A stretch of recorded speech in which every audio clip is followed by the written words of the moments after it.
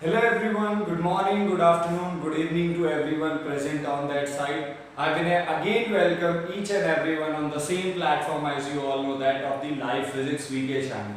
And since the class 12 you know and you are very much familiar that we are dealing with the magnetic effect of the current, and in the previous lecture we discussed, or the previous lecture was totally dedicated on an device which has a very important use जो कि आज की 21st century में होगा, जिसका बहुत important use है, and that device is cyclotron.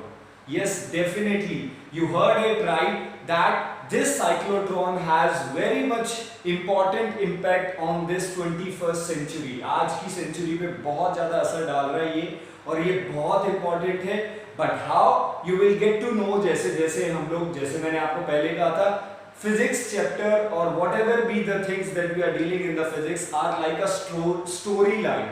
तो एक तरीके से स्टोरी चल रही है, और जैसे जैसे स्टोरी आगे कंप्लीट होता जाएगा you will get the answer. But in the previous we discussed about the cyclotron. We discussed about that how the cyclotron is used to accelerate the charged particle, what are its constituent parts, how it works, what is the working principle behind it. We discuss about the theoretical portion, we discuss about the most importantly its uses, and finally we also discuss about some of its limitations. Okay, now we are going to include, or we are going to further study the part 2 topic जिसको अब तक हम लोग deal कर रहे थे.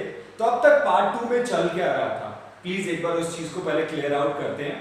Till now in the part 2 what we were dealing or we were only specific about that charge particle. अब तक हम लोग यही कर रहे थे, that charge particle is allowed to move in a magnetic field. यही हमारा पार्ट 2 का अब तक मोटो था, यही हमारा था. और फिर हम लोगों ने इसका ट्रेजेक्टरी निकाला, और कहीं ना कहीं वही चार्ज पार्टिकल जो मैग्नेटिक फील्ड में मूव करता है, बिकॉज ऑफ दैट इम्पैक्ट, वही इम्पैक्ट कहीं ना कहीं साइक्लोट्रॉन को बनाने में एक इंपॉर्टेंट फैक्टर था. तो यानी पार्ट 2 का अब तक फोकस था charge particle in the magnetic field in motion. अब हम लोग चार्ज पार्टिकल को साइड में रखते हैं क्योंकि पूरा डील कर लिया है. Now we are going to study that in the same magnetic field, वही एक्सटर्नल मैग्नेटिक फील्ड जो पार्ट 1 में बनाई थी हम लोगों ने. तो आपने कहीं से एक एक्सटर्नल मैग्नेटिक फील्ड रख दिया, बट दिस टाइम और in this lecture we are not going to use the charge particle, और चार्ज को मूव नहीं करने वाले हैं. what we are going to do, we are going to place a current carrying conductor in that magnetic field. यानी हम लोग उस मैग्नेटिक फील्ड में करंट कैरिंग कंडक्टर रखेंगे, तब देखते हैं क्या होने वाला है. so our today's first topic is current carrying conductor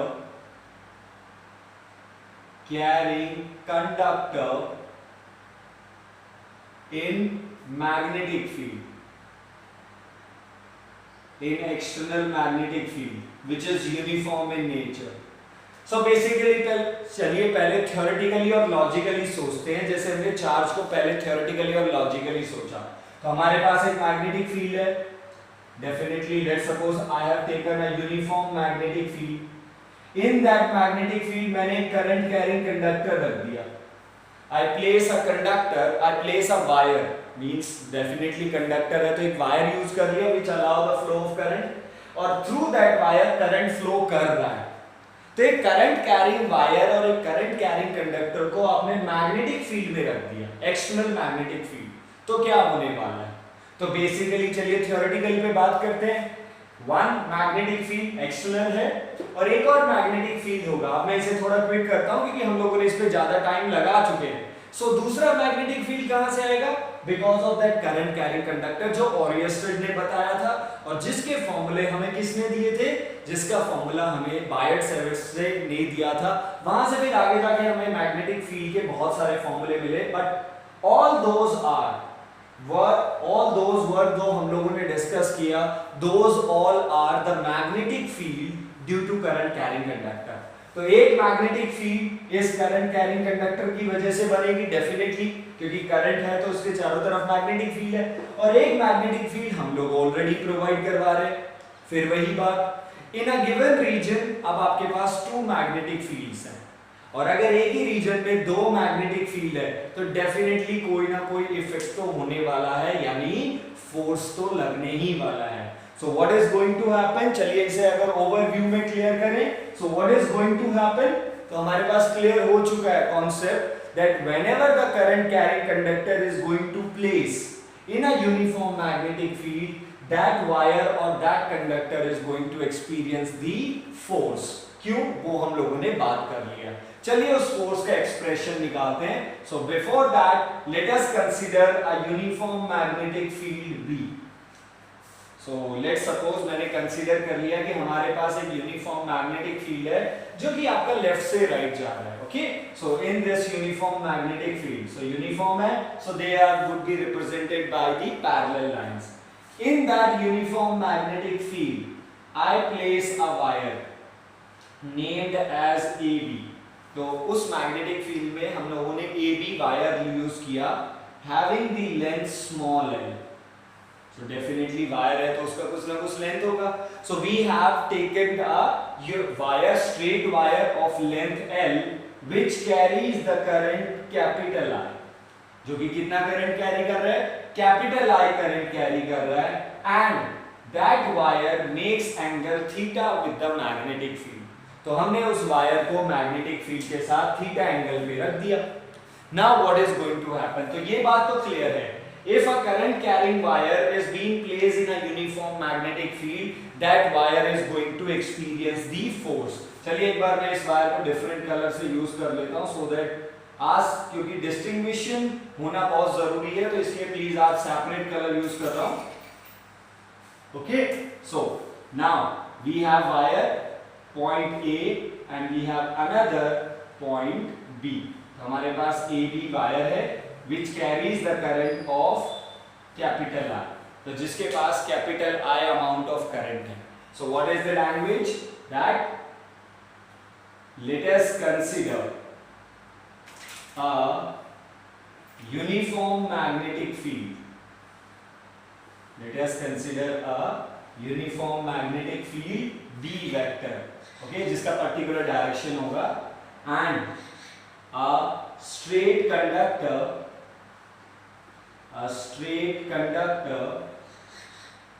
AB of length small l. So what is the length of the conductor? So the length of the conductor is small l, is placed at angle theta with magnetic field and carries how much amount of current? Carries I amount of current. So this is the data जो हम लोगों ने यहाँ पे consider किया है. So we consider a wire, हम लोगों ने एक वायर कंसीडर किया AB wire of length L which carries the I amount of current and we place that wire in a uniform magnetic field. हम लोगों ने उस वायर को उस यूनिफॉर्म मैग्नेटिक फील्ड में रखा थीटा एंगल पे. अब देखो एक सीधी सी बात है जो मैं आपसे डिस्कशन करना चाहता हूँ बिकॉज अगर आप उस पॉइंट को अंडरस्टूड कर जाते हैं, इफ यू क्लियर और if you totally understand that point, so definitely उस चीज से आपको डेरिवेशन आराम से समझ में आएगा. The point is that what was our last topic. हमारा लास्ट टॉपिक क्या था? द लास्ट कॉन्सेप्ट और the last topic was cyclotron, but the last concept was that whenever a charge moves in a uniform magnetic field it always experiences the force. Okay, except that angle if the angle is 0 degree or 180 degree. तो अगर 0 degree angle पे आ रहा है means if the charge enters the magnetic field parallelly or anti parallelly तो definitely उस वाली वो वाली बात अलग है. But apart from these two cases, in 0 degree और 180 degree को थोड़ी देर के लिए साइड में रखते हैं. Apart from these two cases हमारे पास कॉन्सेप्ट क्लियर है कि अगर चार्ज पार्टिकल मैग्नेटिक फील्ड में मूव करेगा तो उसे फोर्स एक्सपीरियंस होगा. डन ना? चलो, कंडक्टर है, we have AB conductor which carries the I amount of current. अब सोचिए एक बार, कंडक्टर है और कंडक्टर में करंट फ्लो कर रहा है, तो कॉन्सेप्ट क्या है पुराना?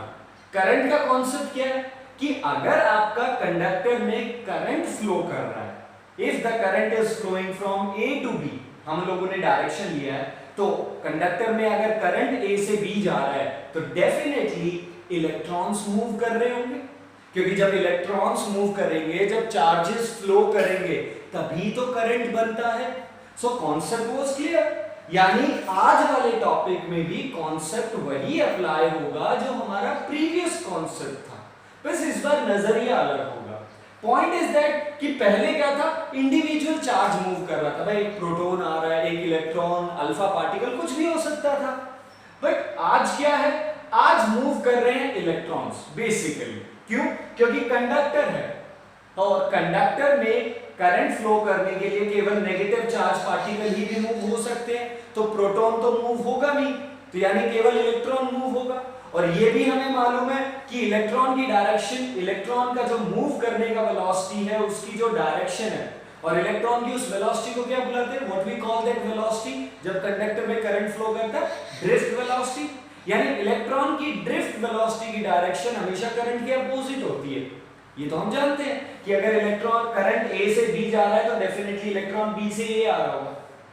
बट इस बार जो अलग बात यह है कि हम लोग स्पेसिफाई होंगे एक चीज को लेके, और वो क्या कि इलेक्ट्रॉन ही मूव कर रहे हैं यहाँ पे। दूसरी चीज जो हम लोग स्पेसिफाई हो गए वो ये कि अब तक क्या था कि इलेक्ट्रॉन इंडिविजुअली आ रहा था, यहां से आ गया, ऊपर से आ गया, नीचे से आ गया, कैसे भी आ गया।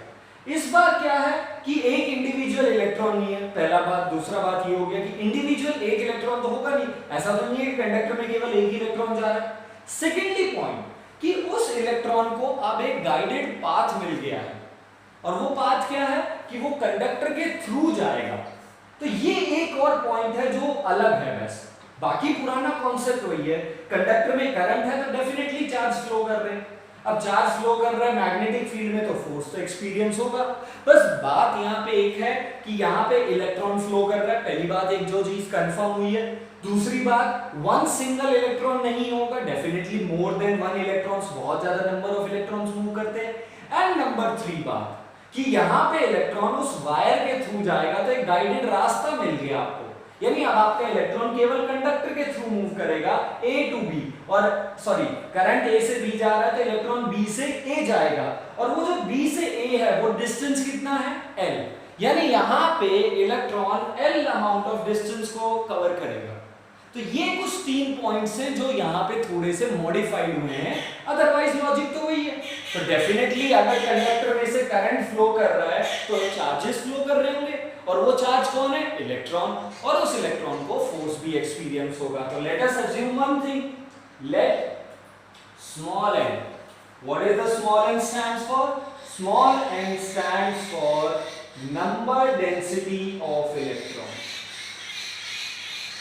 स्मॉल n का मतलब क्या है, small n stands for the number density of electron. हम लोगों ने इलेक्ट्रिसिटी चैप्टर के स्टार्टिंग में क्लियर किया था, जब चार्जेस या इलेक्ट्रॉन कंडक्टर में से फ्लो करेंगे तो हम उसकी नंबर डेंसिटी पढ़ते हैं। Number density means number of free electrons पर यूनिट वॉल्यूम, यानी यूनिट वॉल्यूम में कितने इलेक्ट्रॉन फ्री कर रहे हैं। So let for one electron, तो चलिए पहले एक इलेक्ट्रॉन को पढ़ते हैं। So force experience, force experience by the electron. तो एक इलेक्ट्रॉन को फोर्स कितना होगा, तो चलिए उस फोर्स को मैं स्मॉल f से रिप्रेजेंट कर देता हूं। तो force acting on a charge particle का फॉर्मूला BQV sin थीटा। आई थिंक क्लियर है, यही होता है। तो चलिए इसे एक बार वेक्टर फॉर्म में पढ़ते हैं। So F vector is equal to Q V vector cross B vector. Okay, but यहाँ पे कौन सा चार्ज मूव कर रहा है, यहाँ पे इलेक्ट्रॉन मूव कर रहा है। तो देखो मैंने आपको कहा था कि चार्जेस फ्लो करेंगे तभी करंट होगा, और हम लोग चार्ज को लेके स्पेसिफिक हो चुके हैं। स्पेसिफिक का मतलब यहाँ पे चार्ज फ्लो करने का बात है, इसका मतलब ओके यहाँ पे चार्ज फ्लो करने का बात है, इसका मतलब हम लोग इलेक्ट्रॉन्स का ही बात करेंगे। तो यहाँ पे प्रोटॉन नहीं हो सकते अल्फा, तो हम स्पेसिफिक हैं। तो स्पेसिफिक है तो काम करते हैं। तो F वेक्टर क्या हो गया, negative of E V vector cross B vector. So this is the force experience by one electron जब वो इससे मूव कर रहे हैं। सो दस total force experience, total force experience so आपके पास टोटल कितना फोर्स एक्सपीरियंस हो रहा है? So the total force experience by the wire और कंडक्टर ऑफ लेंथ L। तो L लेंथ के वायर को टोटल फोर्स कितना लगेगा? ओके, L लेंथ के वायर का मतलब हम लोग बात कर रहे हैं total number of electron. So total number of electron पहले ये पता लगा लो कितने हैं। So total number of electrons flowing, तो ये तो आप जानते हो, small n stands for number density, means total number of electron per unit volume. तो यहां से टोटल नंबर ऑफ इलेक्ट्रॉन कितने आएंगे? Number density into volume. और वॉल्यूम क्या होती है बेटा? Volume is equal to area into length. Clear? So ये टोटल नंबर ऑफ इलेक्ट्रॉन्स हैं। So these are the total number of electron जो पूरे वायर से फ्लो करेंगे, जिसकी लेंथ L है। अब ऑब्वियस सी बात है, एक इलेक्ट्रॉन को इतना लग रहा है और इस पूरे वायर में capital N number of electrons move कर रहे हैं, तो वायर को फोर्स कितना एक्सपीरियंस होगा? So net force experience by wire, तो वायर को कितना एक्सपीरियंस होगा force? Is equal to net force experience by n number of electrons. But इस पूरे वायर में से कितने इलेक्ट्रॉन फ्लो कर रहे हैं? Capital N। इस पूरे वायर में से capital N number of electrons flow कर रहे हैं, और जितने नंबर ऑफ इलेक्ट्रॉन फ्लो करेंगे और वायर में जितना force in n number of electron को लगेगा, वही तो इस पूरे वायर को लगेगा, क्योंकि इस वायर के पास n नंबर ऑफ इलेक्ट्रॉन्स है। तो यानी वायर को कितना फोर्स लगेगा वो डिपेंड करेगा कि टोटल नंबर ऑफ इलेक्ट्रॉन को कितना फोर्स लग रहा है। और एक इलेक्ट्रॉन को ये लग रहा है और टोटल नंबर ऑफ इलेक्ट्रॉन इतने हैं, तो नेट फोर्स कितना हुआ? n into F vector. Clear? So the total force experienced by the total number of electron, यानी सारे इलेक्ट्रॉन्स को कितना, सारा मतलब capital N number of electron को कितना फोर्स लग रहा है? कैपिटल N इंटू एक को कितना लग रहा था, और जितना टोटल नंबर ऑफ इलेक्ट्रॉन को फोर्स लगेगा वही वायर को लगने वाला है। तो please place the value, it is NaL। ये तो आपको कैपिटल N की वैल्यू होगी, multiply by F vector, negative E V vector cross B vector. Okay, अब यहां से हम लोग एक चीज को थोड़ा सा अंडर ध्यान में देंगे और थोड़ा सा समझेंगे। Okay, N stands for number of density, number of electron per unit volume, A stands for area, the cross section area, ये वायर का ये वाला एरिया जिसमें से इलेक्ट्रॉन जाएंगे, L stands for the length, E stands for the charge of the electron, V stands for, what is V stands for? V stands for the velocity of electron। अब थोड़ा सा यहां से पॉज मारना है और अब यहां पे थोड़ी बात समझनी है और आपको एक बार इलेक्ट्रिसिटी को वापस से कॉन्सेप्ट में लाना पड़ेगा। ओके, इलेक्ट्रिसिटी स्टार्टिंग जब हम लोगों ने ये पढ़ना शुरू किया व्हाट इज करंट, तो हमने definition the when the sir amount of the flow of the charge but in one particular direction. और जब वो चार्ज यानी इलेक्ट्रॉन, स्पेसिफिकली इलेक्ट्रॉन की बात चल रही थी, जब वो इलेक्ट्रॉन स्पेसिफिकली फ्लो करता है एक एंड से अनदर एंड, तो डेफिनेटली वो वेरियस सीरीज ऑफ कॉलिजन में जाता है, और उन सीरीज ऑफ कॉलिजन की एवरेज वेलोसिटी को ही हम लोग ड्रिफ्ट वेलोसिटी बुलाते कि नहीं बुलाते? तो वो हमारी ड्रिफ्ट वेलोसिटी थी। और अगर आप याद करें, the expression for drift velocity was negative e tau by m, यानी हमारी जो ड्रिफ्ट वेलोसिटी थी वो in the direction of electric field का अपोजिट थी। नेगेटिव आता था ना, और नेगेटिव इंप्लाई करता है कि जिस डायरेक्शन में इलेक्ट्रिक फील्ड लग रहा है हमारा वेलोसिटी ऑफ इलेक्ट्रॉन उसके अपोजिट होगा। ओके, अब इसके बाद हम लोगों ने यहां पे इसको रिप्लेस किया वोल्टेज के साथ, किया हो गया भाई। तो इसका मतलब वहां पे हम लोग, क्योंकि वोल्टेज एक स्केलर क्वांटिटी है, तो हम लोग वहां पे नेगेटिव साइन और वेक्टर यूज नहीं करते थे क्योंकि वो एक स्केलर क्वांटिटी है। बट फैक्टर अभी भी यही था कि वेलोसिटी के मूव करने, यानी इलेक्ट्रॉन का मूव करने का जो वेलोसिटी है, उसकी जो ड्रिफ्ट वेलोसिटी की डायरेक्शन है वो opposite to the direction of electric field, यानी आपने जो वोल्टेज प्रोवाइड किया उसके अपोजिट है। और ये तो हम जानते हैं ओम्स लॉ के अकॉर्डिंग डायरेक्टली प्रोपोर्शनल। और यहीं से एक चीज जो हमने थोड़ा थोड़ा समझना शुरू किया वो ये था कि करंट का direction, the direction of current induce, but किसकी वजह से? बिकॉज ऑफ द इलेक्ट्रॉन हमेशा इलेक्ट्रॉन की फ्लो की डायरेक्शन के अपोजिट होता है। ये चीज आज तक हम लोग स्टडी भी करते आए थे और ये हमारे लिए एक वैलिड प्रूफ था, वो जो नेगेटिव साइन था। हाँ, हमने कभी भी जब भी ड्रिफ्ट वेलोसिटी का और करंट का रिलेशन निकाला I is equal to V ना, डेफिनेटली हमने पढ़ा था, बट हमने यहाँ कभी नेगेटिव साइन यूज नहीं किया। What was the problem?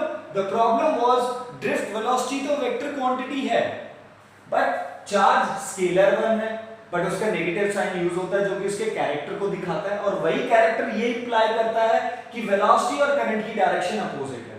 But हम यहाँ पे नेगेटिव साइन कभी भी फॉर्मूले में नहीं शो करते थे because of the one problem कि यहां तो वेक्टर लग जाएगा बट यहां वेक्टर नहीं लग सकता, because current is scalar quantity. In spite current की डायरेक्शन है और करंट की डायरेक्शन इंपॉर्टेंट भी है, उसको पढ़ना भी जरूरी है, उसका इंपॉर्टेंस भी है। वो हम लोगों ने लास्ट टाइम बायट-सेवर्स लॉ में भी देखा, यार करंट की डायरेक्शन अगर चेंज हुई तो मैग्नेटिक फील्ड की डायरेक्शन बदल जाएगी।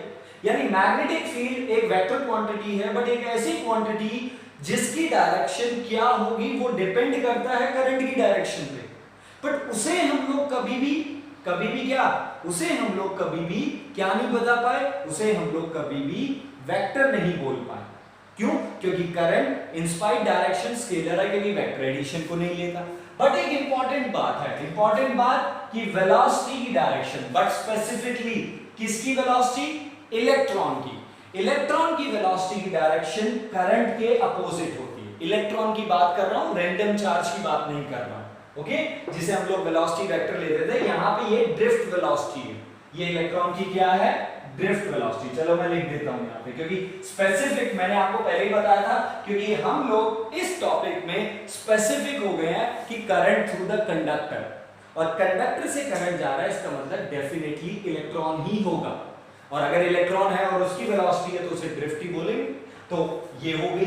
बट बात ये है कि ड्रिफ्ट वेलोसिटी की डायरेक्शन करंट की डायरेक्शन के अपोजिट है।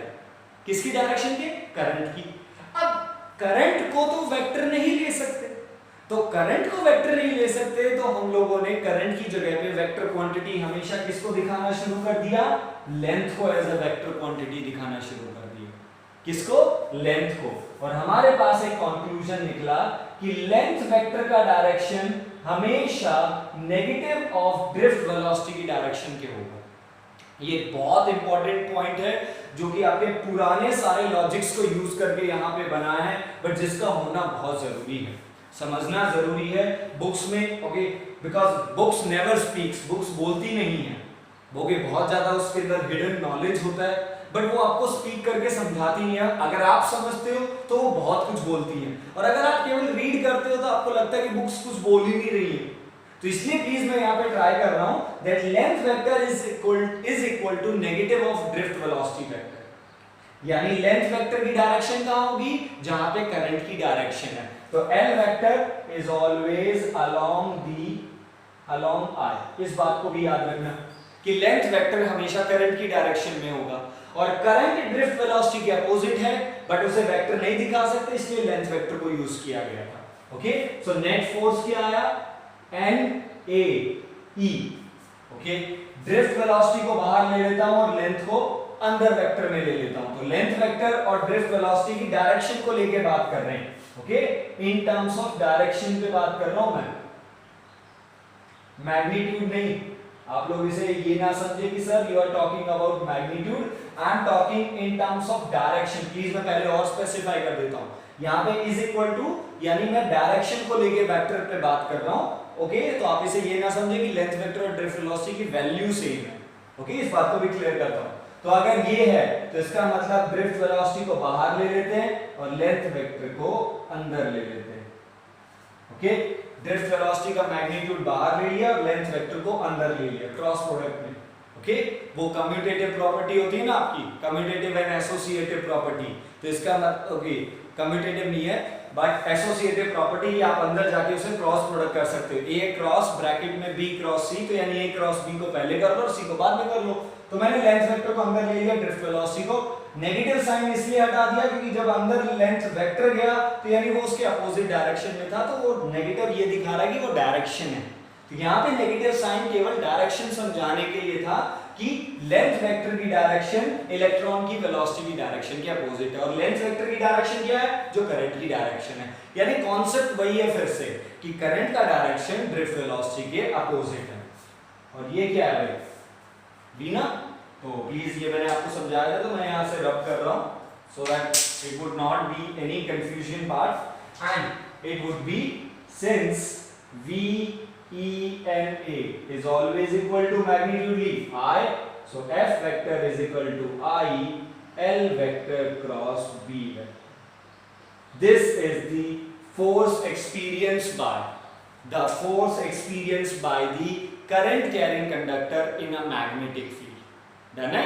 और अगर इसका वेक्टर फॉर्मेट आते हैं तो f is equal to vector cross product है, तो हटेगा तो क्या आएगा, साइन, तो क्या बन जाएगा, BIL sin theta. So force acting on current carrying conductor, bill sin theta, bill. Okay, वो इलेक्ट्रिसिटी बिल वाला BILL मत कर देना, वरना आप ऐसे भी याद कर सकते हो, जैसे I is equal to V ना याद किया, ऐसे आप इसे याद कर सकते हो, bill sin theta, BIL, where B stands for magnetic field, I stands for current, L stands for length and theta stands for, ये सबसे इंपॉर्टेंट है। तो थीटा किसके बीच का एंगल है, मैग्नेटिक फील्ड और करंट, बट करंट को वेक्टर ले नहीं सकते, तो करंट की जगह किसको वेक्टर लिया हुआ है, length vector. So theta stands for what, angle between L vector and B vector. Done, तो सिंपल चीजें हो गई। एक लास्ट चीज और, फोर्स वेक्टर आ गया, तो आप बताइए इस फोर्स की डायरेक्शन क्या होगी, the direction of force, since force vector, the force acting on a current carrying conductor is the cross product of length and magnetic field. तो लेंथ और मैग्नेटिक फील्ड का क्रॉस प्रोडक्ट है, तो ये तो आप जानते हैं, क्रॉस प्रोडक्ट का रिजल्ट हमेशा दोनों क्वांटिटीज के नॉर्मल होगा। सो thus F vector would be perpendicular to both L vector and B vector। यानी लेंथ वेक्टर हमारा, सॉरी, जो हमारा फोर्स वेक्टर है वो लेंथ वेक्टर और मैग्नेटिक फील्ड दोनों के परपेंडिकुलर होगा। तो specific about the direction, magnitude and the vector form. Now अगर पर्टिकुलर डायरेक्शन निकालनी है तो फोर्स की डायरेक्शन निकालने के लिए रूल आप जानते ही हो। So the rule for the finding the direction is कौन सा, Fleming's what, left hand rule, जो हम लोगों ने चार्ज पे लगाया था। तो रूल तो वही लगने वाला है, क्योंकि वो जो चार्ज है उस चार्ज को फोर्स लग रहा है, तभी जाके आपके करंट कंडक्टर को फोर्स लग रहा है, तो डेफिनेटली रूल तो वही लगने वाला है। So what is the rule which you use to find out the specific direction. अगर आपको स्पेसिफिक निकालनी है, the rule is what, Fleming's left hand rule. और अभी जो हम सेकंड टॉपिक और सबसे इंपॉर्टेंट टॉपिक शुरू करने जाएंगे उसमें जरूरत तो पड़ेगी, फ्लेमिंग लेफ्ट हैंड रूल। एक बार वापस से शुरू कर देता हूं। थंब रिप्रेजेंट्स द फोर्स जब लगेगा when first finger represents the magnetic field and middle finger represents the current, FBI। F stands for force, B stands for magnetic field, I stands for current, FBI। तो इस तरीके से please आप लोग इसे याद रखेंगे। Okay, so please first of all carry out this first topic, current carrying conductor in magnetic field. It will always experience a force and that force is Bill sin theta। Please इसे यहां तक complete करेंगे। Hello students, okay, so we have discussed that whenever a current carrying conductor plays in a magnetic field उसे भी force experience होगा। तो ये वाला point clear हो चुका है, यानी current carrying conductor को भी अगर magnetic field में रखते हैं तो he is going to experience the force। okay, particularly अब जल्दी से दो cases बना लेते हैं। case number 1, if theta is 0 degree or 180 degree, अगर आपका थीटा 0 और 180 डिग्री है तो force would be BIL sine 0 और 180 डिग्री। साइन 0 इज 0 और that's why the force would be 0। इसका मतलब if the current carrying conductor is placed either parallelly, if theta is 0 it means हम कहेंगे उसे पैरेलली रखा है, यानी अगर आपका मैग्नेटिक फील्ड का डायरेक्शन यहां है और आप लोगों ने कंडक्टर को भी ऐसे ही रख दिया है कि करंट का डायरेक्शन भी वही है, क्योंकि जो करंट का डायरेक्शन होगा वही लेंथ वेक्टर का डायरेक्शन होगा। और अगर लेंथ वेक्टर का डायरेक्शन भी यही है तो थीटा 0 डिग्री हो गया। और either they are being placed anti parallelly, either आप लोगों ने उसे एंटी पैरेलली रख दिया, So if the wire are placed either parallelly or anti-parallelly, in that case there would be no force, जैसा चार्ज में होता था. Similarly, case 2, if theta is 90 degree, और अगर theta 90 है, so the force is Bill, which is the maximum value, क्योंकि sin trigonometry function का maximum value 90 degree पे आता है. यानी आपका करंट कैरिंग कंडक्टर अगर मैग्नेटिक फील्ड के नॉर्मली रखा है, it will experience the maximum force, और अगर आइदर पैरेलली और एंटी पैरेलली है, it will experience the zero force. So ये पॉइंट जो आपको समझना है. और अगर थीटा एंगल है तो रेंडमली कुछ ना कुछ फोर्स तो लगेगा ही लगेगा. So these are the two basic cases जो आप लोग quickly just after that expression note it down करेंगे. Now without wasting not that much time, I want to discuss or cover one of the most important topic, आप बोल सकते हो, जो आज के लेक्चर के लिए है, and that topic is force acting between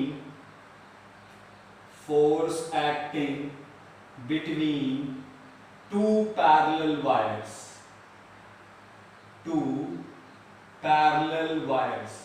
So दो पैरेलल वायर्स के बीच में फोर्स कितना लगेगा. This is being very important topic from your point of view. एक तो derivation point of view, numerical भी आते हैं, बट जो सबसे इंपॉर्टेंट चीज मिलेगी वो आपको इस लेक्चर के एंड पे पता चलेगी. Why I am saying that this much is very much important, because इस डेरिवेशन के लिए आई एम स्टिल वेटिंग. जब से मैंने आपके साथ स्टडी करना शुरू किया, जब से हम लोगों ने पढ़ना शुरू किया, not in the class 12, from the class 11, तो जब से हमने पढ़ना शुरू किया तो एक ऐसा की पॉइंट था जो क्लास 11th में मैंने आपके सामने रखा, और आज मैं उसको आपके सामने प्रूफ कर रहा हूं. Means I have been waiting for this time for more than 1 year. इस डेरिवेशन के लिए पूरे 1 साल से ज्यादा वेट किया है, जो मैं आपके साथ शेयर कर सकूं. तो यानी ये मैंने कहा ना, फिजिक्स एक कहानी है. 11th में चलती है एक टॉपिक आपस में रिलेटेड, अब 12th की चल रही है, बट ये एक ऐसी स्टोरी आएगी 1 साल के बाद आपको कुछ कनेक्शंस मिल रहा है कि शायद हम लोगों ने कोई ऐसी चीज थी जिसके बारे में हम लोगों ने पहले सुना था. जैसे कहते हैं ना, मूवीज में स्पॉइलर होते हैं. जब आप एक मूवी देखते हो और अगर मूवी सीरीज टाइप की मूवीज है, तो पहली वाली मूवी में नेक्स्ट आने वाली मूवीज का कुछ ना कुछ हिंट हो जाता है. आई थिंक आप लोग सारे एवेंजर्स यानी MCU मार्वल सिनेमैटिक यूनिवर्स के तो बहुत ज्यादा फैन होंगे, बॉयज ज्यादातर देखते होंगे. तो ये एक सीरीज है जो 10 सालों से चलती आ रही थी. अगर एग्जांपल दूं तो अगर एक मूवी बहुत पहले बनी थी तो उसका कुछ ना कुछ हिंट लास्ट वाली मूवी में जाके पता चलता, अच्छा ये वहां कनेक्टेड था. तो आज भी आपको एक ऐसा पता चलेगा कि हमने एक ऐसा टॉपिक पढ़ा था, एक ऐसी चीज, एक ऐसी डेफिनेशन पढ़ी थी, बट उसका कोई प्रूफ नहीं था हमारे पास, और आज मैं आपको उसको प्रूफ दूंगा. बट बिफोर दैट हमें इस टॉपिक को कंटिन्यू करना है. Force acting between two parallel wires, and this topic will contain 2 cases. इस टॉपिक के 2 केसेस होंगे, क्योंकि आपके पास 2 पैरेलल वायर्स हैं और दोनों wires carrying current, force acting between 2 parallel current carrying wire. चलो एक और चीज स्पेसिफाई कर देता हूं, दोनों वायर्स के पास करंट है, so current carrying wires. So definitely यहाँ पे 2 केसेस हो सकते हैं. पैरेलल वायर है, तो what are the 2 possible cases? First possible case, if both the wires have the current, दोनों के पास करंट है, अलग अलग करंट है, एक के पास चलो I1 ले लेते हैं, दूसरे के पास I2, but both the wires carries the current in a same direction. This would be the case 1. Case 2, one wire अगर upward ले रहा है तो another wire downward, या फिर पहला upward तो दूसरा downward, यानी both the wires carries the current in opposite direction. तो 2 possible cases होंगे. First possible case I will explain you thoroughly, but second case आपका homework होने वाला है. Okay, and I will take the first case when wires carries the current in same direction. So number 1 case, current in same direction. Different direction के लिए मैं आज आपको hint जरूर देके जाऊंगा. I will give you the hint for that, और definitely हम लोग इसे क्विकली कर भी सकते हैं, बट सेम डायरेक्शन को ध्यान से समझिए, डिफरेंट डायरेक्शन आराम से समझ में आएगा. So basically what we need 2 wires. तो मेरे पास 2 वायर है, wire number 1 okay and wire number 2. अब मैं थोड़ा सा अलग चल रहा हूं आपके साथ ताकि हम लोग इन चीजों को क्लियर करें. Okay, so wire number 1 and wire number 2. तो हमारे पास 2 वायर्स हो गए हैं, वायर 1 एंड वायर 2. इसे थोड़ा ध्यान से देखना. I am using the different colours, तो एक मैं ब्लैक यूज कर रहा हूं, एक मैं रेड यूज कर रहा हूं। क्यों, आपको पता चलता जाएगा क्योंकि दोनों के अपने अपने इंपैक्ट होंगे। Wire 1 carries the current I1, wire 2 it carries the current I2। Okay, तो वायर 1 के पास इनफाइनाइट लॉन्ग वायर है भाई, पहली बात तो both the wires are infinite, क्योंकि बोला पैरेलल है, ये नहीं बोला कि स्पेसिफिक है। So we are taking infinite straight wire, two infinite straight wire, first carry the current I1, second carry the current I2 and both the wires are being separated by distance smaller, तो दोनों wire के बीच का distance smaller है। चलिए wire 1 पे एक point को assume कर लेते हैं, let us consider a P point on the wire 1 और late us consider a Q point on the wire 2। तो वायर 2 पे Q पॉइंट को कंसीडर कर लेते हैं और वायर 1 पे P पॉइंट को कंसीडर कर लेते हैं। तो चलिए पहले अपनी कंसीडरेशन को मेंशन करते हैं। Let us consider two infinite straight current carrying wire, two infinite straight current carrying wire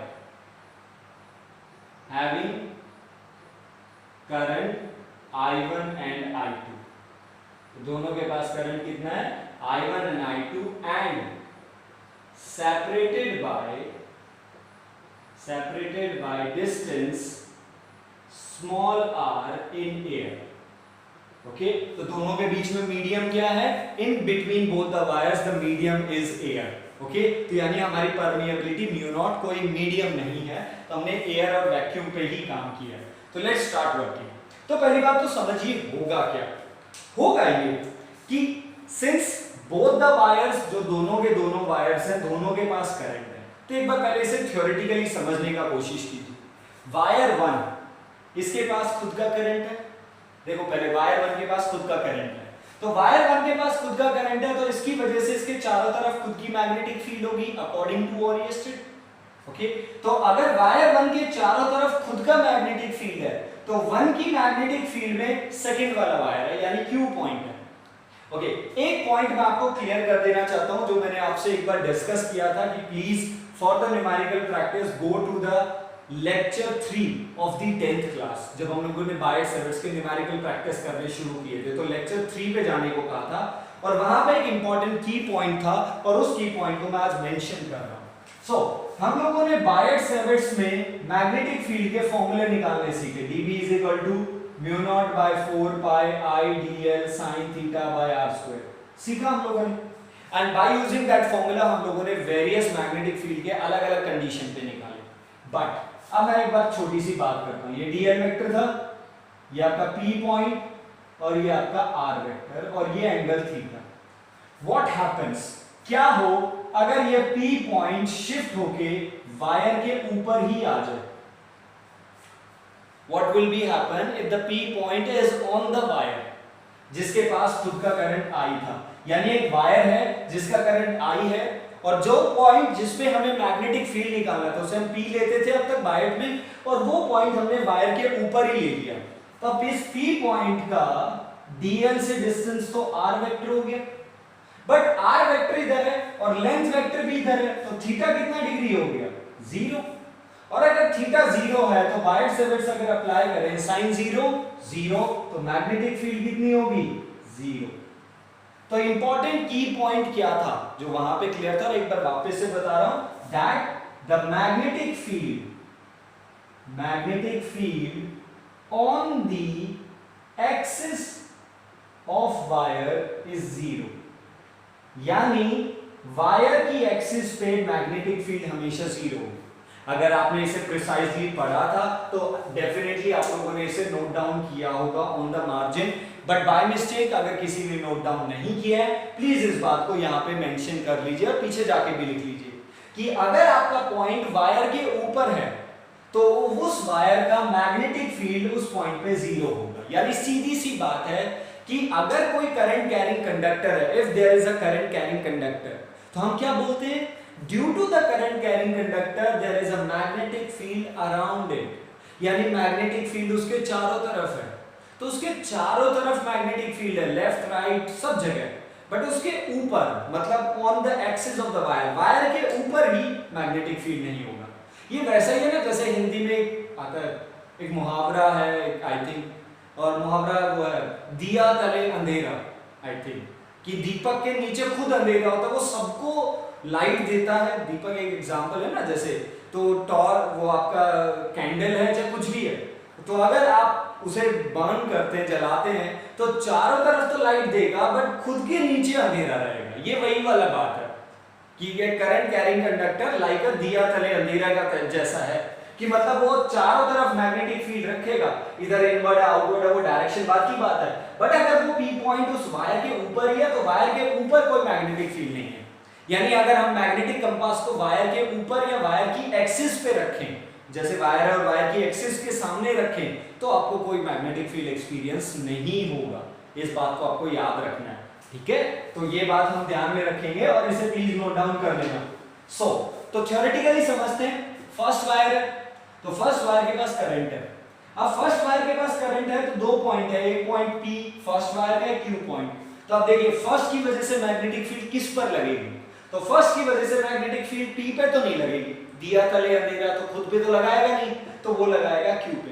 यानी जो फर्स्ट वाला है वो Q पे मैग्नेटिक फील्ड लगाएगा, ठीक है? और अब Q वाले पॉइंट को देखिए, तो Q पॉइंट एक वायर है, मतलब डेफिनेटली वायर है। तो अब ये जो वायर है इसके पास खुद का करंट है, इसके पास खुद का करंट है, और ये किसी दूसरे की मैग्नेटिक फील्ड में है, जो अभी अभी टॉपिक हम पढ़ के आए, अ current carrying conductor in a magnetic field, external magnetic field. तो ये वही तो केस हो गया कि ये रेड वाला वायर ब्लैक वाले की मैग्नेटिक फील्ड में है, तो उसे क्या एक्सपीरियंस होगा, force. On the vice versa यही काम यहाँ पे होगा। ये जो रेड वाला वायर है सेकंड वायर है, अब ये मैग्नेटिक फील्ड लगाएगा अपने चारों तरफ। अब इसकी मैग्नेटिक फील्ड Q पे तो लगेगी नहीं, फिर वही दिया तले अंधेरा खुद पे तो लगाएगा नहीं, तो ये रेड वाली मैग्नेटिक फील्ड P पे लगेगी। अब जब रेड वाली मैग्नेटिक फील्ड P पे लगेगी, यानी P पर कोई ना कोई मैग्नेटिक फील्ड है, और अगर रेड वाली मैग्नेटिक फील्ड P पे लगेगी तो फिर वही करंट कैरिंग कंडक्टर यानी ब्लैक वाला वायर रेड की मैग्नेटिक फील्ड में है, यानी current carrying conductor in external magnetic field, तो उसे भी फोर्स एक्सपीरियंस हो। तो लॉजिक आई थिंक आप समझ पा रहे हैं कि फर्स्ट वाला वायर सेकंड पे फोर्स लगाएगा, सेकंड वाला फर्स्ट पे लगाएगा। अब देखते हैं होगा क्या।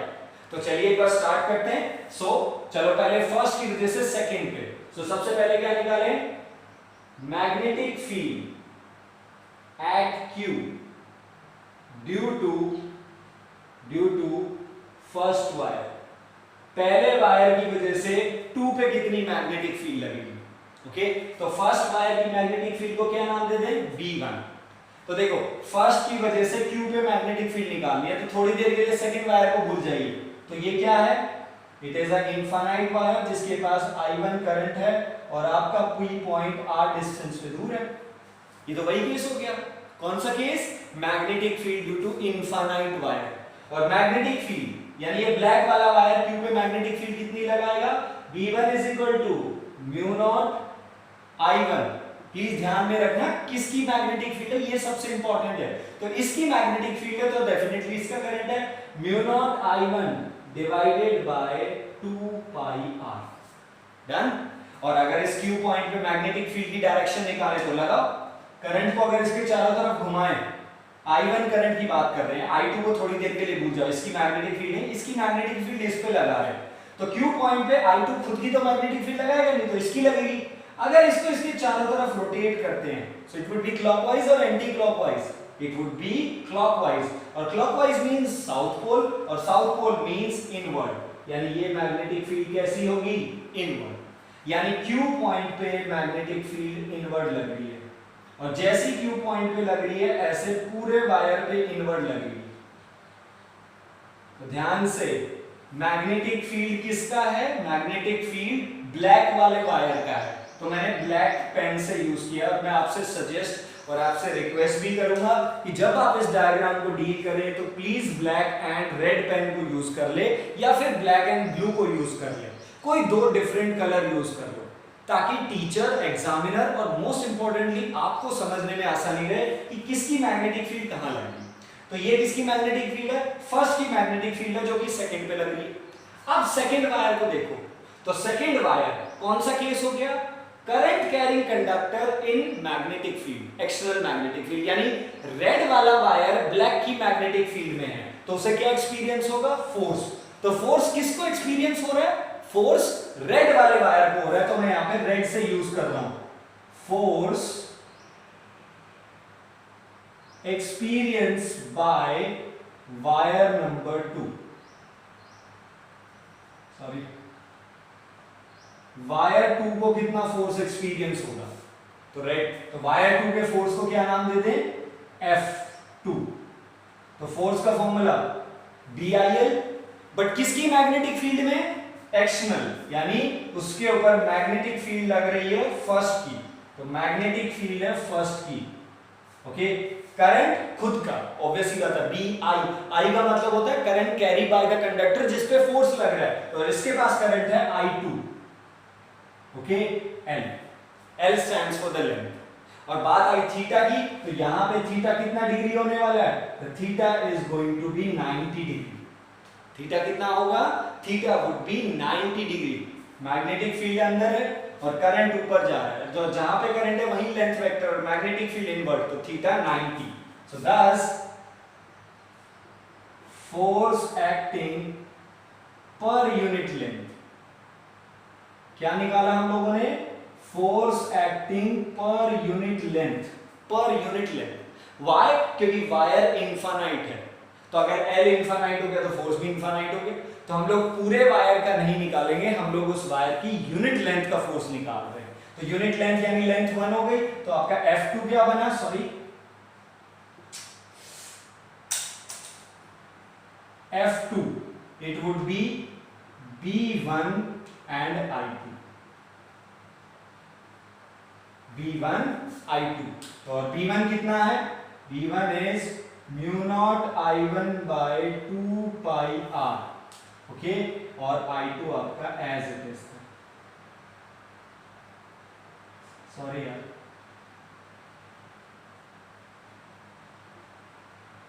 so this by this manner, so आपके पास force acting on second wire, but basically ध्यान रखना ये फोर्स नहीं है, ये क्या है? फोर्स पर यूनिट लेंथ, तो इसे F2 डैश का नाम दे देते हैं। So force acting per unit length on the wire कितना आया? Mu not I1 I2 divided by 2 pi R। This is the force acting on wire 2 due to the magnetic field of wire 1, यानी wire 2 को 1 की magnetic field की वजह से force लगेगा। अब इस फोर्स की डायरेक्शन और निकाल लेते हैं। So to find out the direction of force, which rule we use Fleming's left hand rule, Fleming left hand rule. तो चलिए लगाते हैं। मैग्नेटिक फील्ड किसकी? फर्स्ट की, जो कि इनवर्ड। करंट कहां है? ऊपर, तो फोर्स कहां लगेगा आपका? अंदर की तरफ, अंदर मतलब लेफ्ट की तरफ। So wire number 1 sorry wire number 2 यानी रेड वायर को फोर्स कहां पे लगने वाला है? Red wire is going to experience the force F2 dash towards the left side, but this is force per unit length। ये क्या है? force per unit length। अब ऐसे ही फर्स्ट को पढ़ते हैं, तो फर्स्ट वायर पे किसकी मैग्नेटिक फील्ड लगेगी? सेकंड की वजह से। सो फॉर फर्स्ट वायर को पढ़ते हैं, तो फर्स्ट वायर किसकी मैग्नेटिक फील्ड में? सेकंड की वजह से, यानी T पर किसकी मैग्नेटिक फील्ड लगेगी? फर्स्ट की। सो मैग्नेटिक फील्ड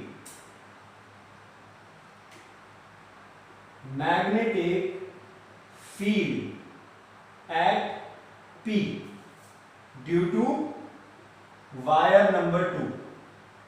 वायर 2 की वजह से मैग्नेटिक फील्ड कितना लगेगा? तो वायर 2 की वजह से है, तो इस मैग्नेटिक फील्ड को B2 ले लेते हैं। ओके, फिर वही इनफाइनाइट वायर का केस बन गया, डिस्टेंस अभी भी आ रहा है, तो फॉर्मूला क्या बनेगा? The formula would be mu naught I2 divided by 2 pi R। Mu naught I2, क्योंकि इसकी मैग्नेटिक फील्ड है, जब फर्स्ट की मैग्नेटिक फील्ड थी तो उसका करंट लिया। अब पॉइंट पे ध्यान दीजिए, डायरेक्शन। तो सिंस करंट कहां जा रहा है? ऊपर, P पॉइंट है, और अगर रेड वाले करंट को इसके चारों तरफ घुमाएं तो कैसा? Anti clockwise. और अगर एंटी क्लॉकवाइज है तो मैग्नेटिक फील्ड कहां होने वाली है? आउटवर्ड। तो magnetic field would be outward direction में गई। तो हमारे पास मैग्नेटिक फील्ड आउटवर्ड, यानी वायर नंबर 1 पे मैग्नेटिक फील्ड आउटवर्ड होगी पूरे वायर पे, यानी ब्लैक वाले वायर पे रेड की वजह से मैग्नेटिक फील्ड आउटवर्ड में लगने वाली है। ओके, अब फर्स्ट वायर को देखिए, करंट कैरिंग कंडक्टर है बट किसी दूसरे की मैग्नेटिक फील्ड में है, रेड वाला खुद पे तो लगाएगा नहीं, तो इस पे लगाने वाला है, और ये करंट कैरिंग कंडक्टर दूसरे की मैग्नेटिक फील्ड में है, तो क्या एक्सपीरियंस होगा? Force. thus force experienced by wire number 1, तो इसे F1 नाम दे देते हैं। तो किसकी मैग्नेटिक फील्ड है? सेकंड की, it is B2, but current खुद का है I1L, और यहां पे भी थीटा कितना डिग्री? 90 डिग्री, क्योंकि मैग्नेटिक फील्ड आउटवर्ड और करंट ऊपर जा रहा था। डन है? तो फिर से वही निकालते हैं, 10 फोर्स पर यूनिट लेंथ, क्योंकि ये भी क्या है? इनफाइनाइट वायर है, so force per unit length, तो F1 डैश नाम दे देते हैं इसे। सो ब्लैक वायर पे लग रहा है ना, तो black wire F1 dash, but किसकी मैग्नेटिक फील्ड? सेकंड की, तो B2 कितना है? B2, और करंट कौन सा रहेगा? I1, B2 I1, और B2 कितना है? Mu naught I2 divided by 2 pi R, और यहां पे ये रह गया I1। सो आपके पास F1 डैश क्या आया? Mu not I2 I1 divided by 2 pi R। So force acting per unit length है, प्लीज इसकी यूनिट याद रखिए, न्यूटन पर मीटर, इसकी भी यूनिट क्या होगी? Newton per metre.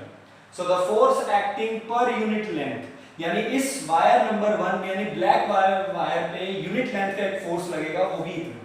चलिए इसके फोर्स की डायरेक्शन निकालें, फ्लेमिंग लेफ्ट हैंड रूल। इस बार magnetic field is outward, current is upward, तो फोर्स कहां लगा? राइट हैंड साइड, तो यानी इसको फोर्स लगेगा, F1 डैश को जो फोर्स लगेगा वो राइट की तरफ, और F2 डैश को कहां लगा था? लेफ्ट की तरफ। He experiences the force on the left hand side. Yeah, sorry about the marker. Okay, F2 dash. So now we got to conclusion. तो जैसा हम लोगों ने स्टार्टिंग में डिस्कस किया था, that both the wires are going to exert a force on each other. दोनों wire एक दूसरे पे फोर्स लगाने वाले हैं।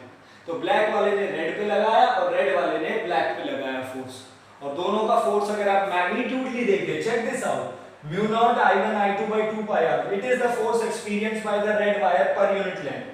Mu naught I1 I2 or I2 I1 by 2 pi R, it is the force experienced by the black wire per unit length. यानी दोनों wire को इक्वल अमाउंट ऑफ फोर्स लगेगा, but the direction is opposite, दोनों एक दूसरे की तरफ जा रहे हैं। सो thus फोर्स का जो बिहेवियर है, दोनों के फोर्स का जो बिहेवियर है वो कैसा हो गया? Attractive nature. सो जब भी आपके वायर सेम डायरेक्शन में करंट कैरी करेंगे, if the both the wires carries the current in same direction, then the wires will attract each other. यानी वायर नंबर 1 वायर नंबर 2 को अपनी तरफ खींचेगा, वायर नंबर 2 वायर नंबर 1 को अपनी तरफ खींचेगा, and it shows the attraction between the wire. और यही हमारा आज का कंक्लूजन है। Conclusion is that when both the wires carries the current in same direction, when the two parallel current carrying wires carries the current in same direction, then they will be always attractive in nature. तब दोनों आपस में क्या करेंगे? attractive। I hope am I clear? Okay, marker please, red pen, अगर जहाँ पे थोड़ा सा blurred हो गया, थोड़ा सा clear नहीं हो गया, sorry for that, but थोड़ा slippery था, but for that I think am I clear with the all topics. Now case number 2 जो आप लोग खुद करेंगे, जिसके लिए मैं आपको केवल small amount of hint देने वाला हूं। So I am only going to give you a small hint. And what is that hint? What is the case 2? Case 1 done. Case 2, when the current is in opposite direction. क्या होगा? Current की direction opposite हो जाएगी। चाहे किसी को भी कर लो, चलो मैं I2 की डायरेक्शन को अपोजिट कर लेता हूं। I2 अपोजिट कर दिया मैंने, I1 अपोजिट कर दिया, I2 को वहीं रखा, तो दोनों करंट अपोजिट में। तो फिर वही फर्स्ट की वजह से सेकंड पे मैग्नेटिक फील्ड लगेगी, तो फर्स्ट सेकंड पे मैग्नेटिक फील्ड यही लगाएगा, बट इस बार करंट की डायरेक्शन अपोजिट है तो एंटी क्लॉकवाइज, इस बार ये सारे मैग्नेटिक फील्ड इनवर्ड ना होते हुए क्या हो जाएंगे, आउटवर्ड। अब मैं थोड़ा सा जल्दी चल रहा हूं और आई थिंक आप समझते जाएंगे। यानी 1 की मैग्नेटिक फील्ड 2 वाले पे आउटवर्ड होगी क्योंकि एंटी क्लॉकवाइज घूमेगा, और फोर्स ऑब्वियसली बात है इतना ही लगेगा, तो मैग्नीट्यूडली तो काम वही होगा। क्योंकि देखो सेकंड केस में जो चीज बदली है वो क्या, द डायरेक्शन ऑफ करंट, और डायरेक्शन ऑफ करंट से मैग्नेटिक फील्ड की डायरेक्शन बदल गई, जो इनवर्ड था वो आउटवर्ड हो गया। और अगर मैग्नेटिक फील्ड आउटवर्ड हो गया तो चलिए एक बार फोर्स की डायरेक्शन निकालते हैं, F2 डैश, यानी सेकंड पे फोर्स कहां लगेगा, magnetic field outward, current upward, तो फोर्स राइट हैंड साइड, यानी इस बार जो F2 डैश है यानी force acting per unit length, magnitude तो उतना ही है बट इस बार उधर लगेगा राइट की तरफ। सिमिलरली यहां पे आ जाइए, इसकी मैग्नेटिक फील्ड, ये करंट तो एज इट इज वैसे ही है जैसा पहले केस में था, तो यानी ये इस पे क्लॉकवाइज लगाएगा, सॉरी एंटी क्लॉकवाइज, तो मैग्नेटिक फील्ड आउटवर्ड और मैग्नेटिक फील्ड का मैग्नीट्यूड इतना, तो फोर्स लगेगा, force acting on wire number 1, magnetic field outward है, काम करना शुरू करते हैं। तो इस पे फोर्स की डायरेक्शन निकालते हैं, क्योंकि इस बार क्या हुआ वायर नंबर 1 पे, इस बार वायर नंबर 1 पे 2 की मैग्नेटिक फील्ड की डायरेक्शन नहीं बदली, बट 2 के फर्स्ट के खुद के करंट की डायरेक्शन बदल गई है, तो मैग्नेटिक फील्ड आउटवर्ड और इस बार करंट नीचे है, so magnetic field outward, current is downward, तो फोर्स इस बार लेफ्ट हैंड साइड की तरफ गया, तो इस बार F2 डैश किस तरफ गया, लेफ्ट हैंड साइड। मैग्नीट्यूड कहानी वही चल रही है, बस ये चीज एज इट इज रहेगी, क्योंकि इस करंट को हमने नहीं बदला था, बस केवल ये बदला, बट इसके बदलने से यानी इस एक करंट की डायरेक्शन बदलने से सेकंड की मैग्नेटिक फील्ड की डायरेक्शन बदली, जिससे फोर्स बदल गया, और फर्स्ट की मैग्नेटिक फील्ड जो लग रही थी फर्स्ट पे वो एज इट इज है, बट उसका खुद का करंट का डायरेक्शन बदल गया, जिससे फोर्स भी बदल गया। अब अगर आप देखो कि दोनों करंट अगर अपोजिट डायरेक्शन में है, तो बताइए फोर्स का बिहेवियर क्या है, ये इधर जा रहा है और वो उधर जा रहा है, ये कौन सा बिहेवियर है, it is your repulsive behaviour, repulsive nature. ये हमारा conclusion number 2। Please after the first derivation, पहला डेरिवेशन करने के बाद आप कंक्लूजन जरूर लिखेंगे नीचे। Conclusion is that when the two parallel wires carries the current in same direction they always attract each other. Conclusion number 2, और डेफिनेटली मैंने कहा था कि सेकंड होमवर्क दूंगा, बट हो ही गया यार, डेरिवेशन पूरा है। और आप ये ना सोचे प्लीज अगर डेरिवेशन सेम है तो चलो एक काम करते हैं स्किप कर देते, प्लीज डू नॉट स्किप यार, दोनों करने। I want to see both in the notebooks please, जब भी हम रीड करेंगे। व्हाई? क्योंकि इससे प्रैक्टिस होगा और एग्जाम में दोनों अलग अलग आते हैं। अगर सेट ए में ये क्वेश्चन आया तो सेट ए में सेम डायरेक्शन का देगा, तो सेट बी में अपोजिट डायरेक्शन का देगा जानबूझ के, तो वो वैरायटी आपको थोड़ा सा पकड़ना है। तो आई थिंक डेरिवेशन वही है, बट डायग्राम को समझ के अलग से काम करना है।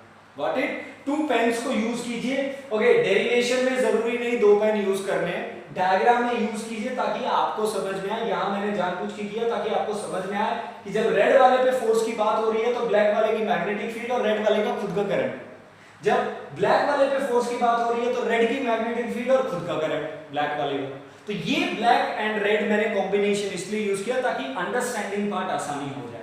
आप भी ऐसे यूज कर सकते हैं, 2 कलर्स ब्लैक ब्लू कर लो, या in the exam you know that in the board exam black pen are not allowed, तो वो स्ट्रिक्टली प्रोहिबिटेड है। तो अगर वो स्ट्रिक्टली रिस्ट्रिक्टेड है तो आप ब्लू पेन एंड पेंसिल का यूज कर सकते हो अगर आप चाहें तो, वो ब्लैक इफेक्ट दे देगा आपको। तो इससे टीचर को भी बहुत वैरायटी लगती है कि टीचर को भी समझ में आता है और आपको भी देख के समझ में आएगा, अच्छा ब्लैक मैग्नेटिक फील्ड है मतलब इसकी मैग्नेटिक फील्ड है। वरना अगर आप एक ही कलर से बना देंगे खुद ही समझ में नहीं आएगा किसकी मैग्नेटिक फील्ड किस पे लग रही थी, किसका करंट है, ये थोड़ा सा कंफ्यूजिंग हो जाता है। I hope am I clear with the part 2। तो केस 2 भी करेंगे आप लोग प्लीज। तो यार केस 2 हो गया, लो by pausing the video please note it down the case 2। But my suggestion, जब आप केस 2 करने जा रहे हैं तो अपने आप खुद करें। ओके, नाउ मतलब इसको पॉज करके कॉपी पेस्ट मत मारो। तो अब सबसे इंपॉर्टेंट चीज जो मैं आपसे डिस्कस करना चाहता हूं, और I want to finish this lecture, and that important चीज is SI unit of current. Remember 11th class the first important unit and measurement physical world के बाद, जहां पे हमने सिस्टम्स ऑफ यूनिट पढ़े, जिसमें हमारा SI सिस्टम था, जिसमें 7 फंडामेंटल क्वांटिटीज थी, और उन 7 फंडामेंटल में एक थी करंट। और करंट की ऐसा यूनिट 1 एम्पियर, और बात थी 1 एम्पियर के डेफिनेशन की। बट एट दैट टाइम मैंने आपको कहा था 1 ampere is not being defined in the class 11th as when 1 coulomb charge flows in 1 second, वो प्रैक्टिकली नहीं है। तो फिर 1 एम्पियर की डेफिनेशन जो आपको 11th क्लास में लिखाई उस टाइम तो हमने रटाई क्योंकि हम नहीं जानते थे। आज हम उस चीज को क्लैरिफाई करेंगे, what is the definition of 1 ampere.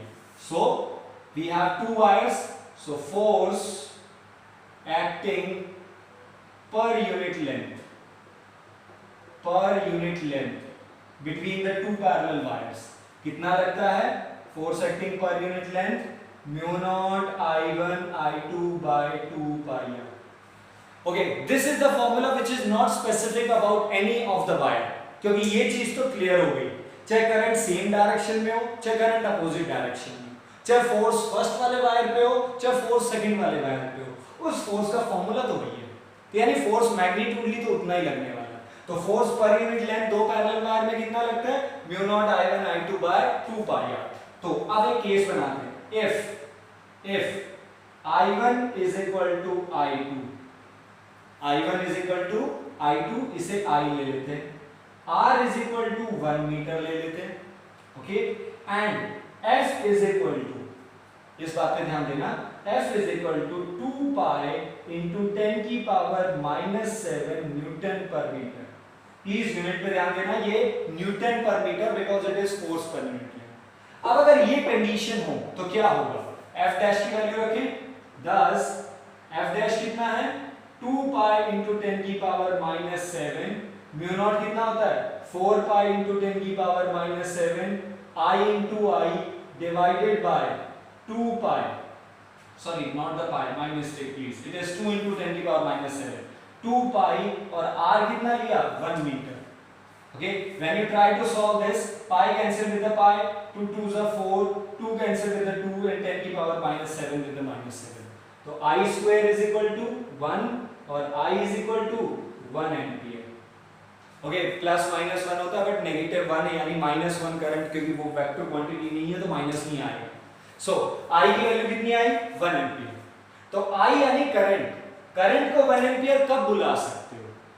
I 1 ampere तब आया जब ये कंडीशन सेटिस्फाइड हो, यानी जब दोनों वायर्स में सेम करंट था, जब दोनों वायर का सेपरेशन 1 मीटर था, और जब दोनों वायर के बीच में force per unit length, okay, ये फोर्स अट्रैक्टिव भी हो सकते हैं अगर सेम डायरेक्शन में हुए तो, और रिपल्सिव भी हो सकते हैं अगर अपोजिट डायरेक्शन में हुए, बट इतना मैग्नीट्यूड हो। तो अगर ये तीन कंडीशन सेटिस्फाइड है तो करंट 1 एम्पियर होगा, यही 1 एम्पियर की डेफिनेशन। तो वहां पढ़ा गया था ऐसा यूनिट फंडामेंटल क्वांटिटीज में, उस टाइम लिखा रटा, बट उस टाइम कोई वैलिड रीजन या प्रूफ या कुछ कॉन्सेप्ट नहीं था। अब आपके पास स्टोरी लाइन आगे से बनती आ रही है, फोर्स पर यूनिट लेंथ निकाला, फिर दो वायर का पढ़ा और कहानी निकाली। तो 1 एम्पियर की डेफिनेशन क्या आई? 1 ampere that if two infinite parallel current carrying wires, two parallel current carrying wire carries equal current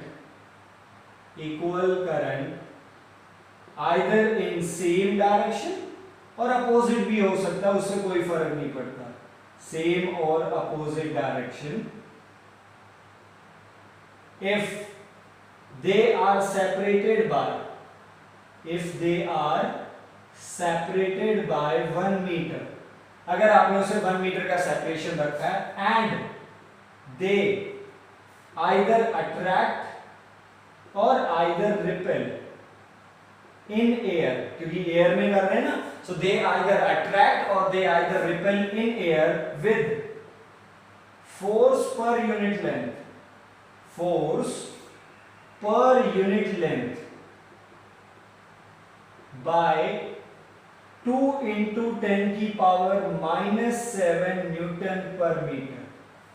अगर आपके पास दो पैरेलल वायर हैं जिसमें सेम अमाउंट ऑफ करंट है, चाहे वो सेम डायरेक्शन हो चाहे अपोजिट डायरेक्शन, अगर दोनों के बीच का सेपरेशन 1 मीटर है और एक दूसरे को या तो अट्रैक्ट करते हैं या रिपेल करते हैं, वो डिसाइड करेगा करंट की डायरेक्शन, और उनके बीच में फोर्स पर यूनिट लेंथ कितना है? 2 into 10 की पावर -7 न्यूटन भी। per meter, then current in each wire, is said to be 1 ampere. तब आप कहेंगे कि दोनों वायर में जो करंट है वो 1 एम्पियर है। This is the actual standard definition of the 1 ampere जो एसआई यानी international system of standard utilize करता है, जो हम लोगों ने 11th में पढ़ा था। तो आज आई थिंक उस चीज का, उस सवाल का जवाब मैं आपको देने में सक्सेसफुल रहा हूं। ओके, और आपको ये आता है, जब भी ये डेरिवेशन आएगा ना, derive an expression for force acting per unit length between the two wires carries the same और अपोजिट। ये ध्यान से देखना कि टीचर ने सेम डायरेक्शन पूछा है, अपोजिट डायरेक्शन पूछा है, दोनों में से कोई एक पूछेगा। हाँ, डेरिवेशन वही होगा, बस वो डायरेक्शन और डायग्राम अलग हो जाएगा। बट जब भी ये डेरिवेशन आया तो 95% चांसेस हैं 1 एम्पियर की डेफिनेशन हमेशा पार्ट बी बना के पूछी गई है, 95% चांस। और उसकी डेफिनेशन देने के लिए पहले आपको मैथमेटिकली करके दिखाना पड़ेगा, then define. So here we are done with this lecture and I hope am I clear with this lecture. जो दूसरा हिस्सा था इस लेक्चर का, यानी बिटवीन द टू पैरेलल, वो थोड़ा सा ट्विस्टेड है, थोड़ा सा अंडरस्टैंडिंग है, तो प्लीज कामनेस के साथ, एक बार समझ में नहीं आए तो 2 टाइम्स 3 टाइम्स जरूर देखना। Okay, so please complete all this lecture, इन लेक्चर्स को खत्म कीजिए। ओके, होपफुली इससे रिलेटेड, और साइक्लोट्रॉन मींस लास्टली हम लोगों ने साइक्लोट्रॉन किया था but there was no assignment in the description. So cyclotron and related to today's topic you will get the assignment in the description box. So please complete it out, do it. कोई भी doubt है please पूछिए and complete it. Thank you बेटा।